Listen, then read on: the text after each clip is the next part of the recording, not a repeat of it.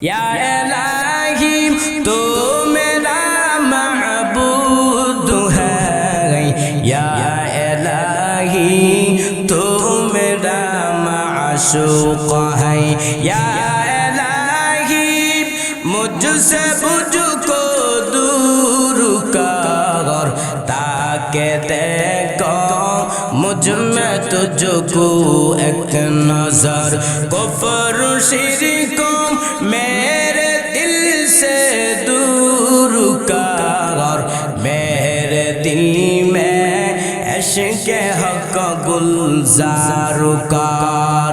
और नबीर उम्मतेर दल আল্লাহ তাআলার জাহান্নাম বড় ভয়ঙ্কর।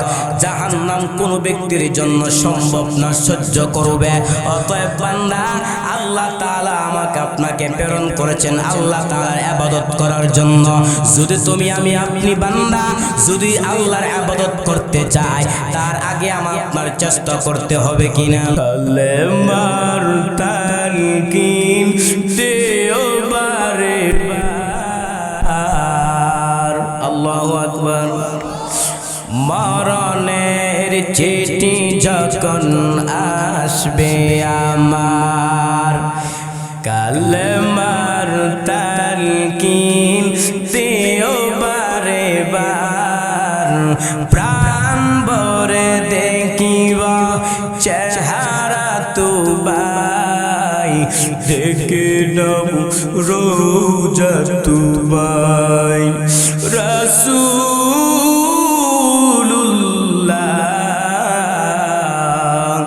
কেউ ভাই হবে আমার, হাবিবুল্লাহ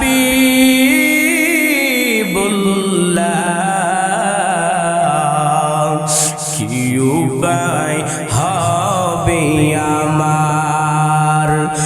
ওই মদিনার পথের ধুলি মাখতাম আমি ফেলে সুরমা বলি, ওই মদিনার পথের ধুলি মাখতাম আমি ফেলে সুরমা বলি। ফিরে ফেতায় নয়ন নূরের আধার, দেখে নাও রওজা তোমায়। আল্লাহু আকবার। এরে নবীর উম্মতের দল, কেমন ইমাম মালিক নবীর বুড়ো আশিক, 70 বছর বান্দা মদিনায় জীবন কাটায়। ইচ্ছা করলে বান্দা মদিনা থেকে মক্কায় গিয়ে হজ পালন করতে পারবে। ইমাম মালিক দিনের বড় তামান্না, আমি যদি মদিনা থেকে মক্কায় হজ করতে যাই আর ওখানে যদি আমার ইন্তেকাল হয়ে যায়, আমি তো মদিনাওয়ালার পাশে থাকতে পারবো না। একদিন ঘুমের ঘরে ইমাম মালিকের সাথে রাসূলের মুলাকাত। ইমাম মালিক বলে, ও পয়গম্বর, আজকে আপনার সাথে অন্য কোন বিষয়ে কথা নাই, আপনি আমাকে জানিয়ে দেন আমার হায়াতটা কত। নবী, আমি যদি জানতে পারি তাহলে মদিনা থেকে আমি দূরটা বিনা মক্কায় গিয়ে হজ পালন করব, বছর বছর উমরা পালন করব। নবী আমার 5টা আঙ্গুল দেখানোর পরে স্বপ্ন ভেঙে গেছে। ইমাম মালিক টেনশনের মধ্যে পড়ে গেলেন। ইমাম মালিক তার খাদেমকে বলে, খাদেম জলদি করে আল্লামা ইবনে সিরিনের কাছে যাও, স্বপ্নের ব্যাখ্যা কি জানো? তবে আমি ইমাম মালিকের নামটা বলবা না। খাদেম দৌড়াইয়া আল্লামা ইবনে সিরিনকে সুন্দর করে সালাম দিল আর বলতে লাগলো, এক আল্লাহর বান্দার সাথে রাসূলের ঘুমের মধ্যে স্বপ্নের মধ্যে মুলাকাত হয়ে গেছে। ওই আল্লাহর বান্দা নবীকে বললেন, ও নবী, আমার হায়াতটা কত আপনি জানায় দেন।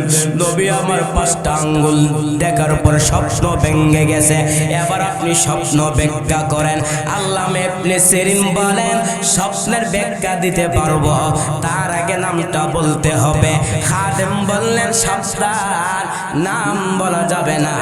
আল্লামা ইবনে সিরিন বলেন ওই ব্যক্তির স্বপ্নের ব্যাখ্যা দেওয়া যাবে না, কারণ যেই বান্দা স্বপ্ন দেখেছে ওই বান্দার অনুযায়ী স্বপ্নের ব্যাখ্যা দেওয়া হবে।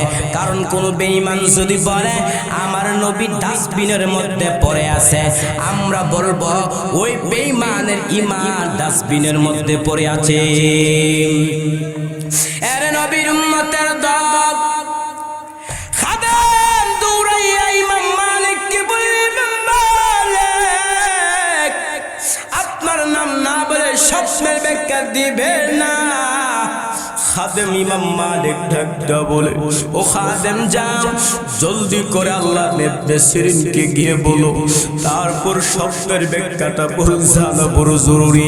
আল্লাহ ওই খাদেম দৌড়াইয়া আল্লামা ইবনে সিরিনকে যখন বলতে লাগলো, আল্লামা ইবনে সিরিন বলেন নবী আমার 5টা আঙ্গুল দ্বারা বুঝাইছেন 5টা বিষয় সম্পর্কে আল্লাহ সারা দুনিয়াতে কেউ জানে না। قل لا يعلم من في السماوات والأرض الغيب إلا الله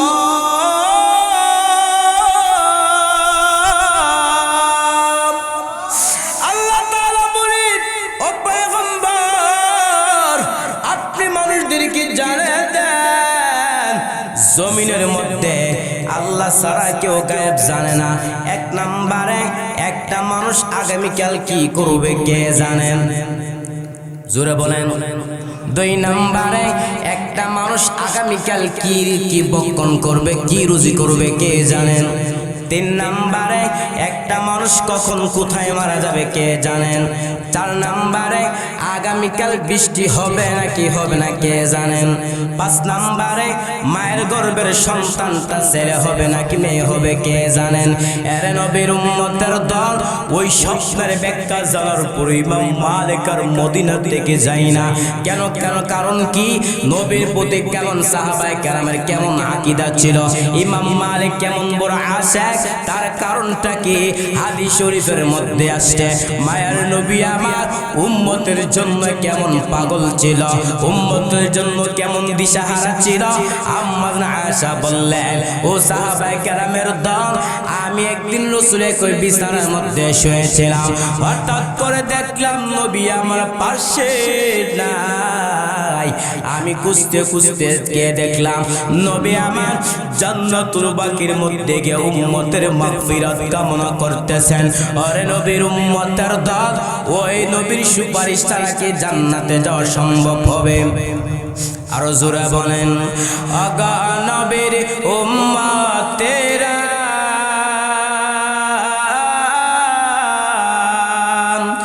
হয়ে আজি দিশাহারা, কুরআন হাদিসের চলো যখন যাহা চাই মনে, নবী বিনে কে দরবে ফুল সিরাত মিজানে। আল্লাহু আকবার। নবী বিনে কে দরবে ফুল সিরাত মিজানে, এমন এতিম নবী আমার,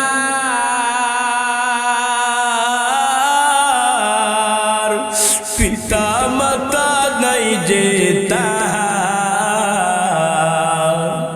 তার পরেও কত মারল তাকে দুশ্মনে, নবী বিনে কে দরবে ফুল সিরাত মিজানে, নবী বিনে কে দরবে ফুল সিরাত মিজানে। নবী আমার জীবন ভরে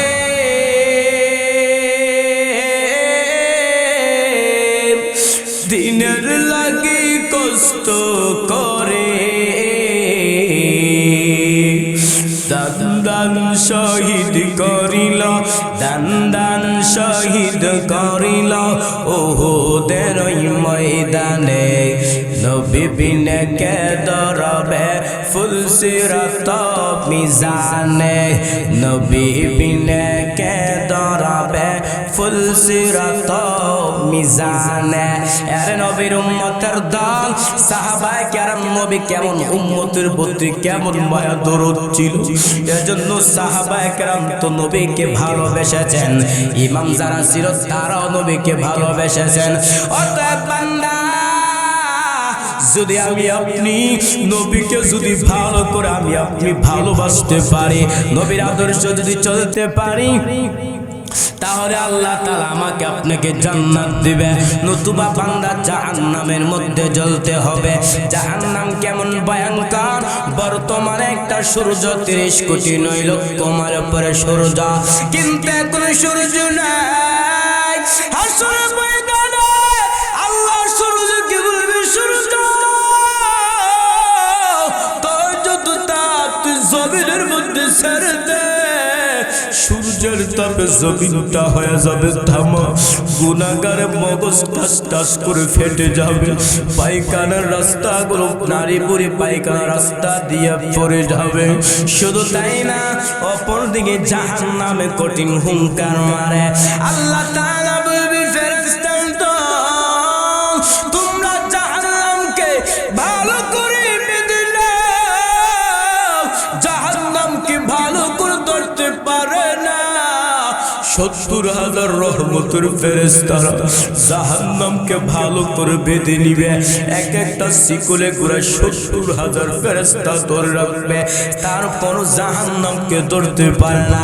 জাহান্নাম বিকট আওয়াজ দেয়, জাহান্নামের আওয়াজে হাসরের ময়দানটা থর থর করে কেঁপে উঠবে।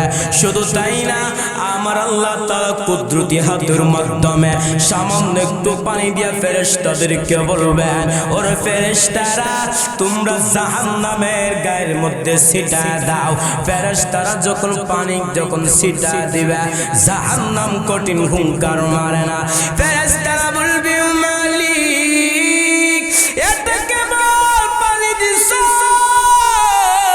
এটা কি বেহাতের পানি নাকি জমজমের পানি নাকি এটা কাউসারের পানি? আল্লাহ বলবি, না রে ফেরেশতারা, এটা জমজমের পানিও না, এটা কাউসারের পানিও না, এটা বেহাতের পানিও না। এই পানিটা হলো আমার আখির জামানার পয়গম্বরের উম্মতের চোখের পানি। এর নবীর উম্মতের দল ওই চোখের পানি ফেলানোর মাধ্যমে যদি আপনি আল্লাহর কাছে চাইতে পারেন, তাহলে কি আল্লাহকে আপনি পাইবেন কিনা? আরে নবীর উম্মতের দল আল্লাহ তাআলা বলেন, ওয়াল্লাযিনা জাহাদু, যাহারা আমি আল্লাহকে পাওয়ার উদ্দেশ্যে চেষ্টা করবে, লানাহদিয়ান্নাহুম সুবুলানা, আমি আল্লাহ তাআলা ওই বান্দার জন্য অনেক রাস্তা দেখায় দেব। অতএব বান্দা চেষ্টা করতে হবে। এখন কোন ব্যক্তি যদি বলে আমি আল্লাহকে মানি, রাসূলকে মানি, কিন্তু চেষ্টা করে না, কোরআন সুন্নাহ অনুযায়ী চলে না, তাহলে কি ওই ব্যক্তি কি জান্নাতে যাবে? যাবে?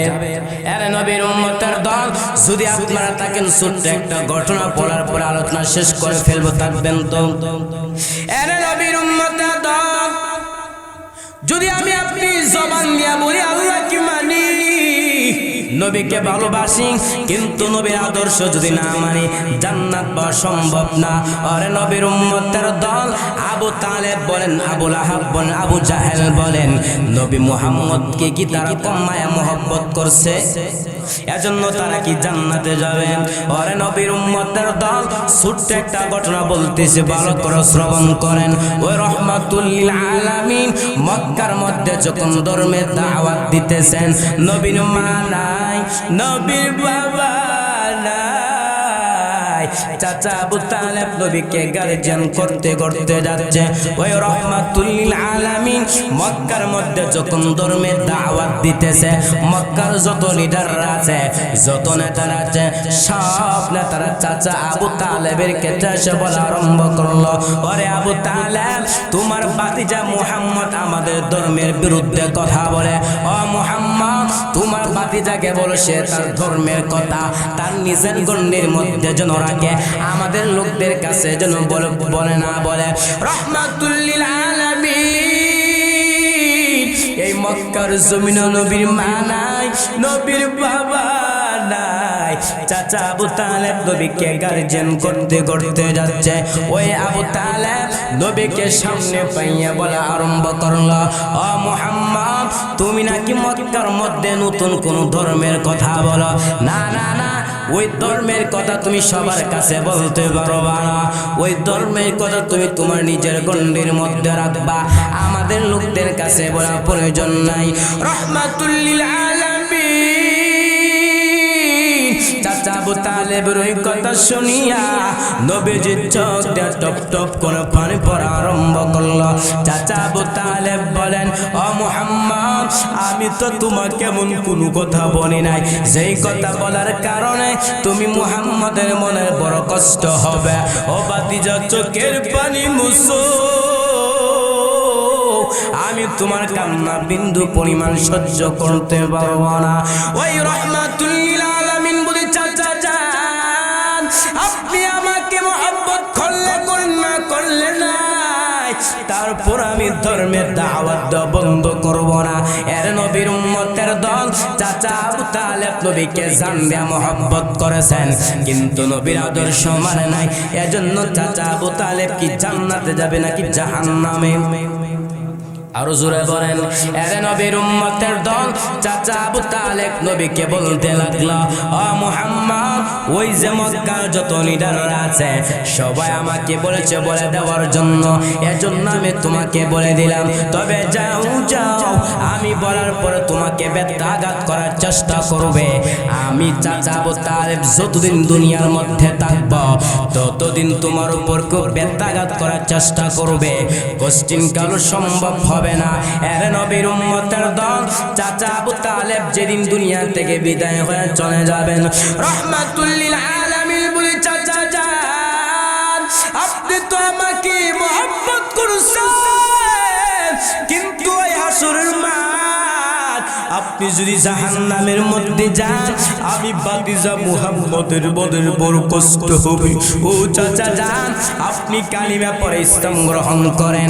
ওই আল্লাহর আবু তালেব ডাকদা বলেন, ও মুহাম্মদ, আমি হলাম মক্কার বড় লিডারের মধ্য থেকে একজন লিডার।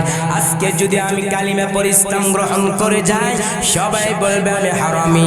না না না, আমি আবু তালেব কোশ্চিন কালো ইসলাম গ্রহণ করতে পারবো না।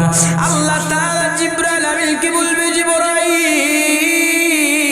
যাও যাও, ওই তুমি আমার নবীকে জানাইয়া দাও, ও পয়গম্বর, আমি আল্লাহ যদি হেদায়েত দান না করি তাহলে নবী কাউকে হেদায়েতের উপর আনতে পারবে? আরো জোরে বলেন। ওরে নবীর উম্মতের দল, এজন্য আল্লাহর নবীকে আদর্শ মানতে হবে। মানার পরে যদি আমি আপনি আল্লাহর কাছে কান্না করতে পারি তাহলে আল্লাহ তাআলা মাফ করে দিবে। আল্লাহ তাআলা বলবেন, কুল ইয়া ইবাদিয়াল্লাযিনা আসরাফু আলা আনফুসিহিম লা তাকুনাতু মির রাহমাতিল্লাহ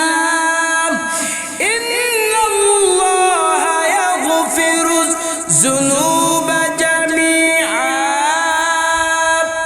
إنه هو الغفور الرحيم।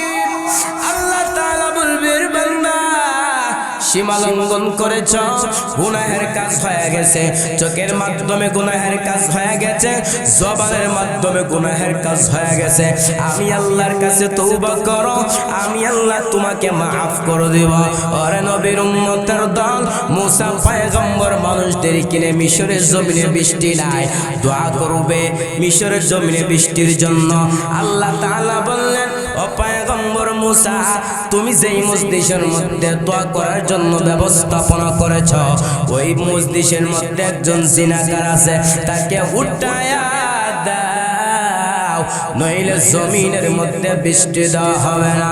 ওই মুসা পয়গম্বর কঠিন মেজাজের পয়গম্বর, দবুক দিয়া বলকে জিনাকার তাড়াতাড়ি মজলিস থেকে উঠে যাও। ওই জিনাকার বান্দা এমন ভাবে তওবা করতেছেন, ওই আল্লাহর বান্দা মনে আমল চিন্তা ফিকির করতেছেন। এখন আমি যদি মসজিদ থেকে উঠে যাই তাহলে সবাই চিনে ফেলবে আমি জিনাকার। এখন যদি আমি কান্না করি তাহলে সবাই চিনে ফেলবে আমি জিনাকার। ওই আল্লাহর বান্দা এমন ভাবে তওবা করেছেন।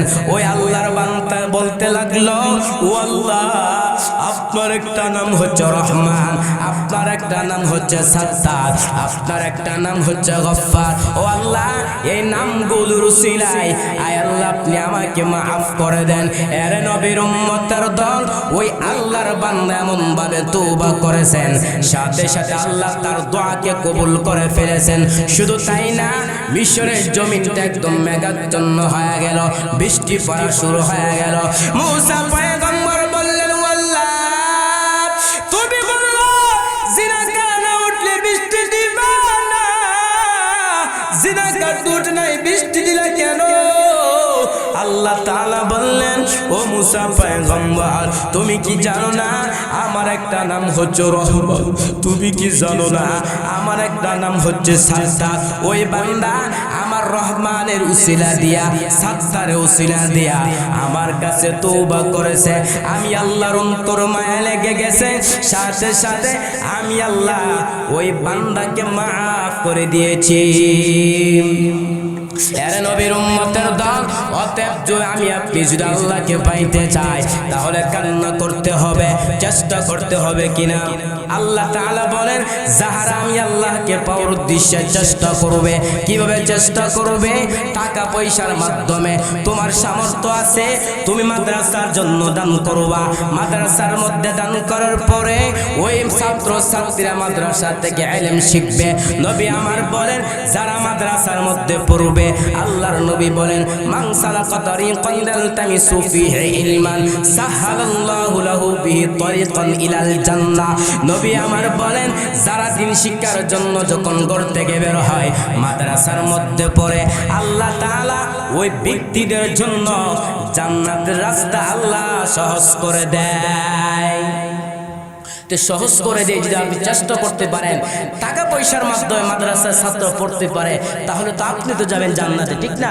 আল্লাহ নবী বলেন, মান দাল্লা আলা খায়রিন কাফাইলিহি, যখন কোন ব্যক্তি ভালো কাজের প্রতি কাউকে আদেশ করে, ভালো কাজ করে না, তারপর ওই ব্যক্তি যে আদেশ করেছে, আদেশদাতা যাকে আদেশ করেছে, যে ইবাদত করছে, ওই ব্যক্তি সব করবে যে আদেশ করেছে। আল্লাহ তাআলা প্রথম আসমানের মধ্যে আয়েশা বলে, বান্দা আলামিন মুস্তারযুকিন ফারযুকাহু, আরে বান্দা তুই ভালো জীবিকা হরণ করতে পারো না, কিন্তু ওই যে রাতে 12টার পরে যখন তুমি আল্লাহর জিকির মুশগুল হয়ে যাইবা, আল্লাহর কাছে যখন কান্নাকাটি করবা, আল্লাহ তাআলার কাছে যখন বলবা, ও আল্লাহ আপনি আমার অভাব দূর করে দেন, আয় আল্লাহ আপনি আমাদের রিজিকের অভাব দূর করে দেন। আল্লাহ রিজিকের অভাব দূর করবে কিনা? আরে নবীর উম্মতের দল, এর জন্য আল্লাহ তাআলার পাওয়ার জন্য আলেমদের কাছে যাইতে হবে কিনা? বর্তমানে সমাজে কিছু মানুষ আছে, তারা আলেমদেরকে মৌলবাদ বলে, আলেমদেরকে জঙ্গিবাদ বলে, আছে কিনা? জন্মের পরে কানে আজান কি দেইনি, তুমি মৌলবাদী চারা হওনি, ঠিক কিনা? আবার মরণের পরে জানাজা পড়াবে, মরণের পরে জানাজা পড়াবে, তখন কোথায় পালিয়ে যাবে? আমি বিপ্লবী বিদ্রোহী মৌলবাদী, কেন জঙ্গিবাদী? সত্যের পক্ষে গান গাই বলে আমি বিদ্রোহী, সত্যের পথে ডাকি বলে আমি বিপ্লবী, কোরআনের কথা বলি তাই বলে মৌলবাদী, জিহাদের কথা বলি তাই বলে জঙ্গিবাদী। আমি বিদ্রোহী বিপ্লবী মৌলবাদী, কেন জঙ্গিবাদী? বেহায়া নারীর ওই কেমন কথা, বুরকা কথা বললে ওদের মাথা ব্যথা, ঠিক না? আরো জোরে বলেন, বুরকার কথা যখন বলি, বুরকার কথা যখন বলি, তখন হয় আমি ফতুয়াবাজি।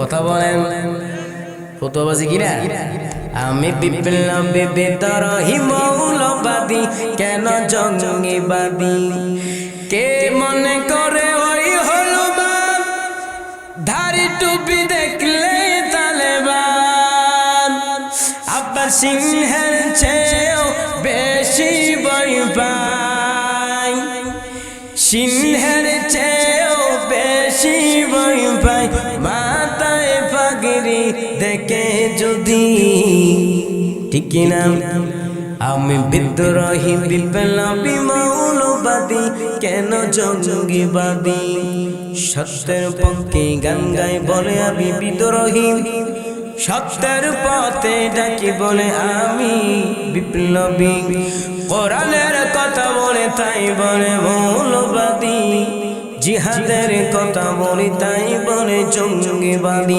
আমি বিদ্রোহী বিপ্লবী মৌলবাদী কেন জঙ্গিবাদী এরা নবীর উম্মতের দল ওই সাহাবায়ে কেরাম কেমন নবীর বড় আশিক ছিল ছোট্ট একটা ঘটনা বলবো আপনারা যেমন ভাবে দান করেছেন সাহাবায়ে কেরাম তেমন ভাবে দান করেছেন আল্লাহর নবী একদিন সাহাবায়ে কেরামদের লক্ষ্য করে বললেন ও সাহাবায়ে কেরামের দল তোমরা যুদ্ধের জন্য দান করো তোমরা দান সদকা করো সম্পদ দান করো আমরা যুদ্ধের ময়দানে অংশগ্রহণ করব ওমর দান করলেন উসমান দান করলেন আবু বকর দান করলেন ওমর দান করলেন আবু বকর তার সম্পদ নিয়ে হাজির হলেন আল্লাহর নবী বললেন ও উমর কি পরিমাণ সম্পদ দান করেছ উমর বলেন আমার সম্পদের অর্ধেক আমি দান করে দিলাম আল্লাহর নবী বললেন আবু বকর আপনার কি হালত আবু বকর বললেন পয়গম্বর আমার ঘরের মধ্যে যা ছিল সব আমি জারু দিয়ে দিয়ে সব আমি দান করে দিলাম আল্লাহর নবী বললেন ও আবু বকর তোমার ঘরের মধ্যে কি কিছু নাই আবু বকর পয়গম্বর আমার আল্লাহ আপনি ছাড়া আমার আপন কেউ নাই যা ছিল সব আমি দান করে দিলাম আল্লাহর নবী আশ্চর্য হয়ে গেলেন হঠাৎ করে জিবরাইল আমিনের আগমন জিবরাইল আমিন বলেন ও পয়গম্বর আপনার আবু বকরকে আল্লাহ সালাম দিয়েছেন আর জানতে চেয়েছেন এই অবস্থা আবু বকরের কি হালত আল্লাহ জানার পর কেন বললেন আল্লাহ তার নবীকে বুঝাইলেন আল্লাহ আবু বকরকে কত মহব্বত করেন আল্লাহর নবী বললেন ও আবু বকর আল্লাহ আপনাকে সালাম দিয়েছেন আর জানতে চেয়েছেন এই অবস্থা আপনার চাহিদাটা কি আবু বকর কোন জবাব না দিয়ে চোখের পানি ফালাইয়া কান্না করতেছেন আল্লাহ নবী বললেন আবু বকর জবাব দিবা কেন তুমি কান্না করতেছো আবু বকর বলেন পয়গম্বর আমি আবু বকর ছিলাম জাহান্নামের আসামি